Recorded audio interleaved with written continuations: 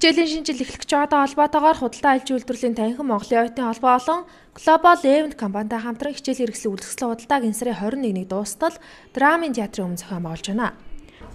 Хичээлийн шинжилгээ ухтаад хичээлийн шинжил 2014 гээд хичээлийн шинжил зориулсан одоо ихтэй сургууль, дунд сургууль тэгэл хичээлийн сурагч форм гээл те. Энэ бүгдийг нэгтгээд нэгдсэн байдлаар үзэсгэлэн зохион байгуулж байна. Үзэсгэлэн маань болохоор 24-өөс 16-наас ерөнхийдөө эхэлсэн.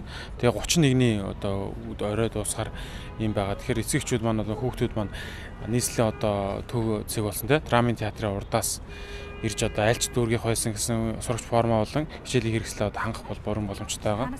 Доллар юаны хаан шинэ жил өснөөр хичээлийн хэрэгслийн үн баг зэрэг нэмэгдсэн гэдгийг худалдаачид мөн хэлж байсан юм а. Харин сурагчийн дөрөв төвцний үн нэмэгдээгүй хуучин үнээрээ буюу 79800-аас 132,000 төгрөгөөр худалдаалагдаж байгаа юм байна.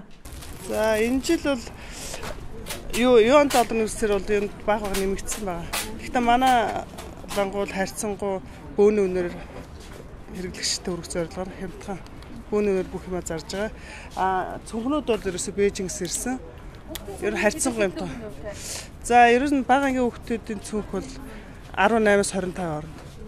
Ер нь дунд сургуулийн нэг сурагчийг одоо хичээлдийн бэлтгэлийг хангахад ер нь эцэгчүүд хэдээс хэдэн төгрөгөөр шаарддаг ч нэ дэвтэр ном цүнх гээд бэлтгэхэд. За нэг 60-аас 70-ын хооронд л ах шүү дээ.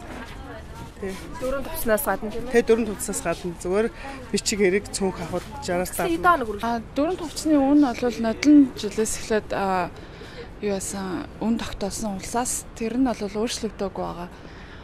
Бага ангийн эрэгтэй хос нь 4 хос нь нийлээд 79856 гээд эмэгтэй 3 хос нь нийлээд 58030 гээд дунд ангийнх нь эрэгтэй 98916 эмэгтэй нь 96145 ахлах эрэгтэй 132110 эмэгтэй 122202 гээд усаас тогтоож өгсөн тэр чигээр л да.